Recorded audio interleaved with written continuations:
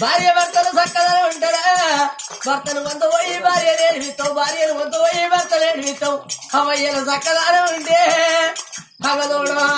కొడుకులు బిడ్డలు కొంత పోయి ఎవరాదా అవ చెల్లల్ల ఏడ్చేటి ఎవరు ఉద్యమం, తెలుగల్ల ఏడ్చేటి ఎవరు ఉద్యమం. అవయ్యల కొంత పోయి చిన్న పిల్లగల్ల భూమిలో ఉంచుతే అవలేని కొడుకులు బాబు లేని కొడుకులు పండుగ తిన్నాడు. చిన్నటోళ్ళ మొక్కలు తాగటోళ్ళ మొక్కలు చూస్తుంటే ఈ పొరగాళ్ళు పాడువాడా అవలేని పొరగాళ్ళు బాబు లేని పొరగాళ్ళు వీళ్ళు చిట్టిగల్ల పొరగాళ్ళు పొట్టగాని పొరగాళ్ళు అంటారమ్మా.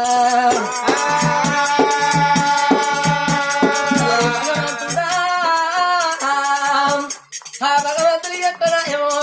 ఈ మనసులు అంటే మట్టి బొమ్మలు అనుకుంటాడా? ఈ మనసులతో ఆడుకుంటే కుదురుతాయిదా? ఊరి నాయన అందరికీ ఒక నీరు రాతరా కానీ కల ఒప్పదా నీ మనసు ఒప్పదా నాయన పోతా ఉన్నది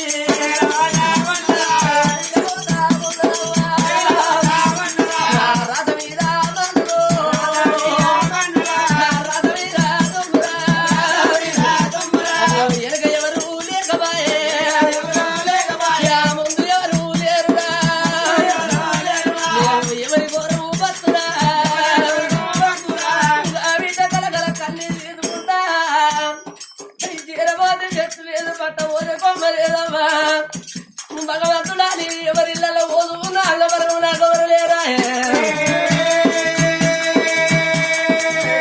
అరే తెల్లారు కూతున్నది పొద్దులు కూతున్నాయవ్వా అట్టకొన్ని రోజులు రోజులు గడవబట్టెను కట్టి విత్తం మీద ఈ రోత పుట్టింది. ఎందుకు కొరకు బతకాలి, దేని కొరకు బతకాలరా? నాన్న మరుగు నాకెవరు లేరా? ఏ మనిషి మానవుడైనా ఏని గురించి బతకాలే భగవంతుడా? నాన్న మరుగు నాకెవరులే ఒక్క అక్క దూరం అయిపోయిందని తల్లి వచ్చటం వల్ల తల్లేడు గంగలు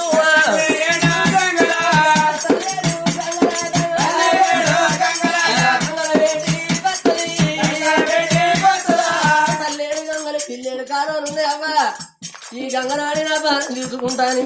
ఆ బిడ్డ చూడు గంగ దుర్గపోతుంది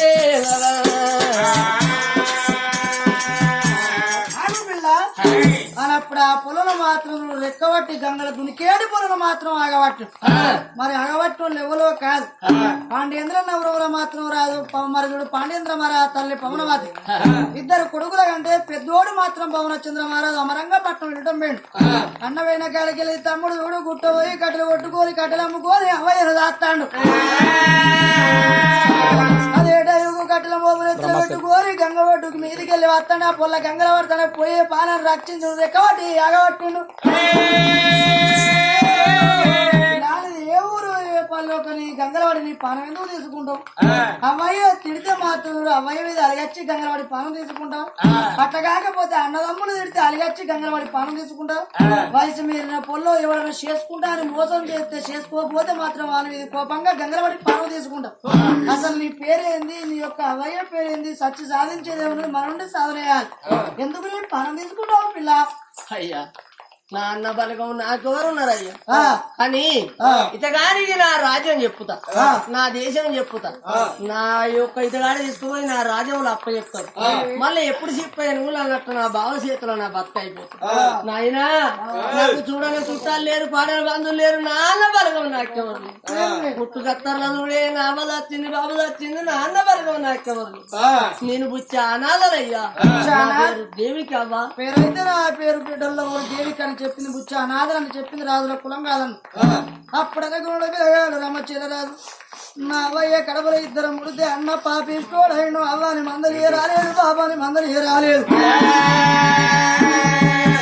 నేను ఎలగినేవి గుట్టబోయి కట్టెలు మరి కొట్టుకొని అమ్ముకొని వస్తే తవుడో పరవో కొండ పోతే అండిపెట్ట దిక్కు మాకు లేరు